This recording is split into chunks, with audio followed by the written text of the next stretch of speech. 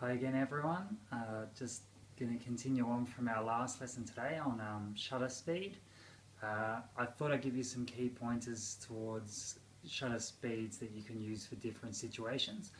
Starting off with again the picking up quick things or movement if you are again shooting sporting events, if you're shooting birds like we were talking about the other day, you can go to your shutter speeds and dial them up. I'll just write it down here. So 1/4000th or the quickest shutter speed you can on your camera is going to capture movements and make them look still. If you're shooting in a semi-automatic mode, different cameras have different settings on them. So if I wanted to shoot in semi-automatic on my Canon camera, I go to a section called TV, so that's time value, which is your shutter speed. So that then prioritizes your camera to pick up your shutter speed to wherever you dial it up to. So you can use your dial on the Canons, the Nikons and other point and shoot type cameras. You would have a setting on the top of your dial there which is S. So if you move it to S, it's prioritizing shutter speed.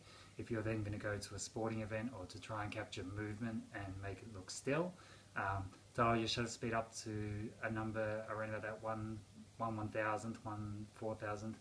Play around with it. Take various shots and see what you come out with.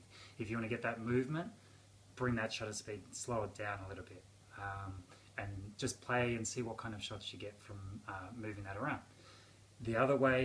Going the other way, we can slow our shutter speed right down to capture things like lightning, car light trails and those kind of things. So if you bring your dial right back past 0 and start going up in seconds, I actually, just touching base as well, the slowest that you can hold your camera without it getting blurred or having a wonky shot is 1/60th of a second. People with a steadier hand can go down lower than that, but if you get slower than 1/60th of a second, I would say you'd need to use a tripod to have the camera sitting still. The reason for this is the longer that the shutter stays open, the more time and light and movement it's taking in. So if it's open and you've got a shaky hand, you're going to get a shaky picture. So under 1/60th of a second, have your camera sitting on a tripod. If you can't afford a tripod at the moment, because they are up around that $100 plus mark, there's something out there called a Gorilla Grip. Funny name, but it works quite well. So the Gorilla Grip, you can put on your camera and attach it to a fence or whatever it is that is nearby, a tree or a pole, and then take the shots that you want with your shutter speed slowed right down. Now, to shoot lightning, the recommended sort of time frames are around about that 20-second shutter speed. So your camera's literally opening the shutter for 20 seconds, holding it open and taking in all the light from around. So if it's a dark night, it's going to take in as much light as it can. Having it open that long as well is going to pick up the lightning strikes as they go within that 20-second period. So if you've seen shots with lightning strikes all across the sky, that's why you're seeing it. It's not that the person's an amazing shot and capturing the lightning as it comes. It's because they're opening their shutter speed up and getting all the lightning strikes that happen in that 20-second time frame.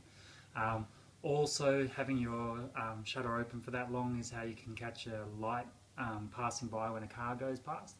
You see the amazing shots where people stand on a bridge and get the light streams coming through. That's basically having your camera sitting on a tripod, slowing your shutter speed right down to 20 seconds or 30 seconds if your camera will go that far, clicking your button and having it open up, waiting for the shot for the 30 seconds and getting all the light streams as they go past. The other thing that you need to think of there is if you press your finger onto your button to take the shot, that's going to cause movement as well. So I recommend with a DSLR getting a remote control for it. You can get the ones that plug into the camera, you can get them on eBay, they're quite cheap, or you can go to your manufacturer or Ted's Cameras or whoever it is in the area you're in. You also have the opportunity on your iPhones to download an app that's called Shutter Speed, I think, or on any smartphone you can get that as well, and there are little tripods that come with those.